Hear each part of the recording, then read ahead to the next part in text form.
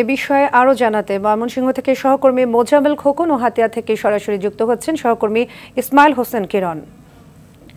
খোকন, আপনি জানাবেন operation devil হান্টে এখন পর্যন্ত জেলায় কতজনকে গ্রেপ্তার করা হয়েছে, আর যাদেরকে গ্রেপ্তার করা হয়েছে তাদের বিরুদ্ধে সুনির্দিষ্ট কোনো মামলা রয়েছে কিনা?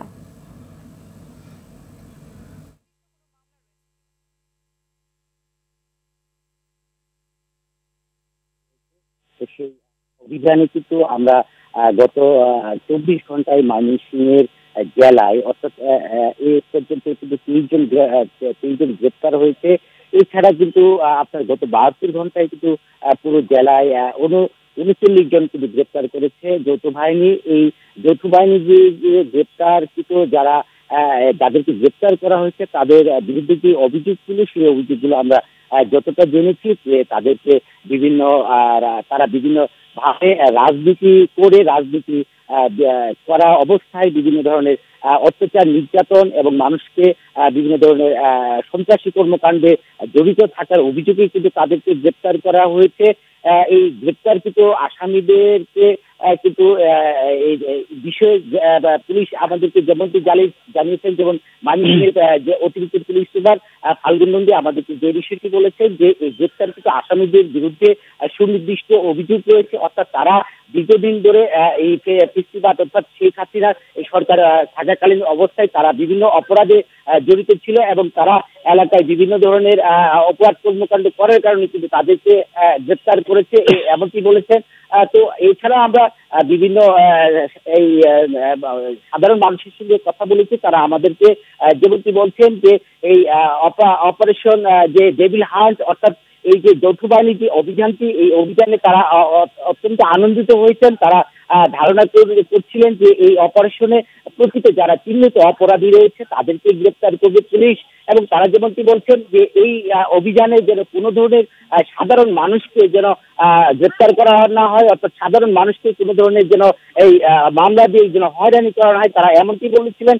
এবং আমরা এই বিষয়টি নিয়ে কথা বলেছিলাম জেলার নাগরিক সমাজের যারা নেতৃবৃন্দ রয়েছেন তাদের সঙ্গে কথা বলেছি। তারা আমাদেরকে যেমনটি বলেছেন যে এই অপরাধ যারা করেছে অর্থাৎ এই ময়মনসিংহ জেলায় যারা চিহ্নিত অপরাধী, বিভিন্ন সময় অপরাধ কর্মকাণ্ডের সাথে যারা জড়িত ছিল তাদেরকে তারা গ্রেপ্তার করার জন্য তারা দাবি জানিয়েছেন। এছাড়া বলছেন যে এই অপরাধীদেরকে ধরার ব্যাপারে কিন্তু পুলিশ বিভিন্ন সময় অভিযান পরিচালনা করেছে, কিন্তু সেরকম কিন্তু প্রত্যাশিত তারা কিন্তু সারা মেলেনি এই অপরাধীকে গ্রেপ্তারের বিষয়ে। তবে এবার ডেভিল হান্ট অর্থাৎ যৌথ বাহিনীর যে অপারেশনটি রয়েছে সেই অপারেশনে হয়তো বা ময়মনসিংহের যে জেলায় যে চিহ্নিত অপরাধী রয়েছে তাদেরকে গ্রেপ্তার করবেন, তারা এমনটি প্রত্যাশা করছেন।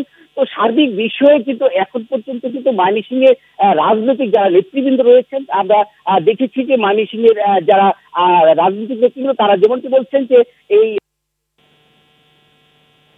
তারা স্বাগত জানিয়েছেন, এই অভিযানকে স্বাগত জানানোর পাশাপাশি তারা যেমনটি বলছেন যে দলীয় পরিচয়ে কোনো নেতাকর্মীকে গ্রেপ্তার না করে তাদের অপরাধমূলক কর্মকাণ্ডকে প্রাধান্য দিয়ে তাদেরকে গ্রেপ্তার করা উচিত, তারা এমনটি বলছেন। তো সার্বিক বিষয়ে কিন্তু এখন গত 24 ঘন্টা এবং গত 72 ঘন্টা যে অপারেশন পরিচালিত হচ্ছে, এই অপারেশনের পর থেকে এখনো কিন্তু ময়মনসিংহে বিভিন্ন জায়গায় কিন্তু এই যৌথ বাহিনী অভিযান পরিচালনা করছে এবং এই অভিযানে কিন্তু বিভিন্ন আসামি গ্রেপ্তার হচ্ছে। যদিও বিভিন্ন লোকজন এমনটি অভিযোগ করছেন যে আসামিগুলোকে গ্রেপ্তার করা হচ্ছে তারা কিন্তু চিহ্নিত কোনো মামলার আসামি না হলেও তারা দলীয় রাজনৈতিক পরিচয় তাদের রয়েছে, অর্থাৎ